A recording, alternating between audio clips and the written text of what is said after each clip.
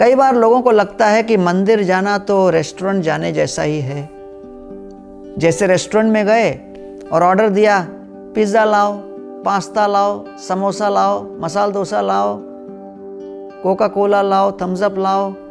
अरे भैया, मंदिर में अगर जा रहे हो तो भगवान जो खड़े होकर मुरली बजा रहे हैं, भगवान श्री कृष्ण के विग्रह को देखकर ये मत सोचो कि रेस्टोरेंट का वेटर खड़ा है, धन लाओ, नौकरी लाओ, छोकरी लाओ, ये लाओ, वो लाओ। अरे भैया, ये भगवान हैं जो सब कुछ नियंत्रित कर रहे हैं और हम दास के रूप में जा रहे हैं उनके सामने निवेदन करने, हे प्रभु मुझे अपनी सेवा में लगाइए। भगवान श्री कृष्ण ने पांडवों को निमित्त बनाकर यह सिद्ध किया कि मंदिर इसलिए नहीं बने हैं कि हम जाकर भगवान को ऑर्डर दे के आए कि आप मेरे जीवन में फलाना फलाना कीजिए, मेरे जीवन में केवल संपत्ति लाइए।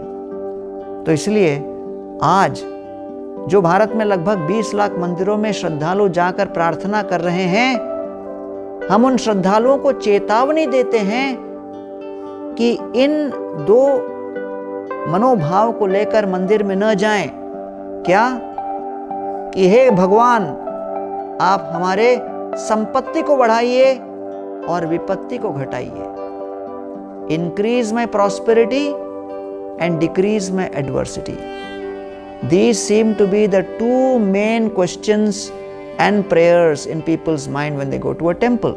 लोगों के मन में ये दो मुख्य प्रार्थनाएं होती हैं, संपत्ति बढ़ाओ, विपत्ति घटाओ। लेकिन गीता में भगवान बता रहे हैं, अगर आप भगवान के मंदिर में जाओ तो ये प्रार्थना मत करो कि प्रभु हमारी संपत्ति बढ़ाओ, विपत्ति घटाओ। आप ये प्रार्थना करो, प्रभु आप मुझे सेवा का अवसर दो और आप मेरे सेवाओं से संतुष्ट हो जाओ। How can I serve you and how can I please you.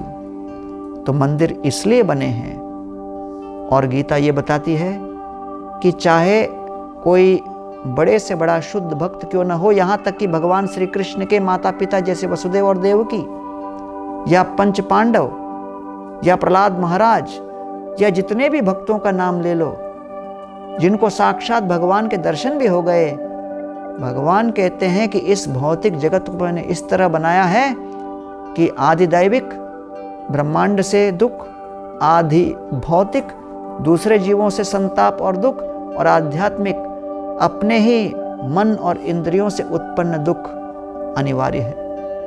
ये दुखालय अशाश्वत है। Birth, old age, disease, death, जन्म, मृत्यु, जरा, व्याधि, ये दुख तो आना ही है।